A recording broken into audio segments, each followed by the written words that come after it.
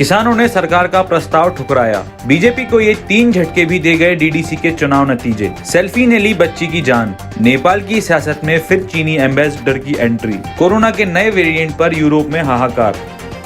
किसानों के आंदोलन का आज 28वां दिन है, लेकिन अब तक कोई बात नहीं बनी है। सरकार अपने इरादे पर अड़िग है तो किसान तीनों नए कानून वापस लेने की मांग पर डटे हैं। सरकार ने एक बार फिर बातचीत का प्रस्ताव भेजा है, लेकिन किसान ने बातचीत करने का प्रस्ताव ठुकरा दिया है। सिंघू बॉर्डर पर 40 किसान संगठनों की बैठक में ये फैसला लिया गया। जम्मू के साथ साथ कश्मीर घाटी में भी पहली बार बीजेपी भगवा रंग चढ़ा और मुस्लिम बहुल इलाकों में भी पार्टी 3 सीटें जीतने में सफल रही। इसके बावजूद डीडीसी चुनाव नतीजों से बीजेपी के जम्मू कश्मीर में 3 बड़े सियासी झटके लगे हैं। जम्मू कश्मीर में 370 की बहाली के नाम पर बना गुपकार गठबंधन सबसे ज्यादा सीटें जीतने के साथ साथ बीजेपी के मजबूत दुर्ग कहे जाने वाले जम्मू क्षेत्र में भी सेंधमारी करने में कामयाब रही। महाराष्ट्र एटीएस ने गवाहों को धमकाकर केस को प्रभावित करने वाले एक नेटवर्क का भांडाफोड़ किया है। इस मामले का खुलासा तब हुआ जब मादक पदार्थ से जुड़े मामले में एक गवाह को आर्थक रोड जेल में बंद कर एक गैंगस्टर के इशारे पर धमकी दी जा रही थी। इंदौर में एक 12 साल की लड़की को सेल्फी लेने के चक्कर में अपनी जान गंवानी पड़ी। बताया जा रहा है कि बच्ची अपने ही घर में कुर्सी पर खड़े होकर गले में फंदा लगाते हुए सेल्फी ले रही थी। इसी दौरान उसका बैलेंस बिगड़ा और फंदा उसके गले में फंस गया और उसकी जान चली गई। ये मामला इंदौर के मां वैष्णो देवी नगर का है। पंजाब में बटाला पुलिस ने अवैध रूप से चल रहे सेक्स रैकेट का पर्दाफाश किया है। सूचना के आधार पर पुलिस ने छापा मारकर मौके से 3 लड़कियों और उनके साथ 5 युवकों को गिरफ्तार किया है। पुलिस को काफी दिनों से इस गोरखधंधे की सूचना मिल रही थी। South Korean tank company Samsung ने भारत में एयर ड्रेसर लॉन्च किया है।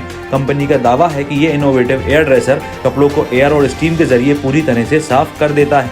सैमसंग के मुताबिक इस एयर ड्रेसर से कपड़ों से डस्ट, पॉल्यूटेंट्स और जर्म्स निकाल पाने में सक्षम है।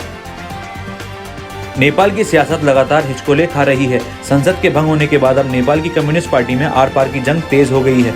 ऐसे में जब पार्टी टूट की कगार पर खड़ी है तो नेपाल में मौजूद चीनी एम्बेसडर होंग यांग फिर एक्टिव हुए हैं। सूत्रों के मुताबिक होंग यांगी ने बीती रात राष्ट्रपति विद्या देवी भंडारी से मुलाकात की। बुधवार सुबह भी चाइनीज एम्बेसडर ने कमल प्रचंड से मुलाकात की थी। इंग्लैंड में कोरोना वायरस के नए स्ट्रेन आने के बाद से नए सिरे से टेंशन बढ़ गई है।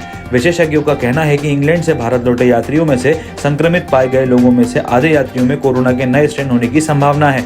इंग्लैंड से भारत लौटे 20 यात्री कोरोना संक्रमित पाए गए हैं। कोरोना काल में जब लोग अपनी जान बचाने की सोच रहे थे, तब आतंकी अपनी ताकत को बढ़ाने पर फोकस कर रहे थे। पैसा क्राइम नेटवर्क के क्षेत्र में आतंकियों ने इस पूरे काल में अपने आप को मजबूत किया। अंतर्राष्ट्रीय एजेंसी इंटरपोल ने साल 2020 को लेकर एक रिपोर्ट जारी की है, जिसमें यह दावा किया गया है। दुनिया अभी कोरोना वैक्सीन बन जाने से राहत की सांस ही ले रही थी कि कोरोना के नए वेरिएंट ने फिर हाहाकार मचा दिया। यूनाइटेड किंगडम में तेजी से कोरोना के नए रूप के मामले सामने आ रहे हैं, जिसके बाद सिर्फ यूके ही नहीं बल्कि यूरोप में हालात बिगड़ रहे हैं। कई यूरोपीय देशों ने यूके से अपनी विमान सेवा बंद कर दी है, जबकि कुछ ने आने जाने वाले लोगों पर सख्ती बढ़ाई है। अगर आपको हमारा कंटेंट पसंद आ रहा है तो आप हमें patreon.com पर जाकर सपोर्ट कर सकते हैं, या फिर इस वीडियो के डिस्क्रिप्शन में दिए गए लिंक पर जाकर भी हमें सपोर्ट कर सकते हैं। फिलहाल के लिए इतना ही। इस तरह की और खबरें देखने के लिए हमारे YouTube चैनल को सब्सक्राइब करें और बेल आइकन को प्रेस करें। धन्यवाद।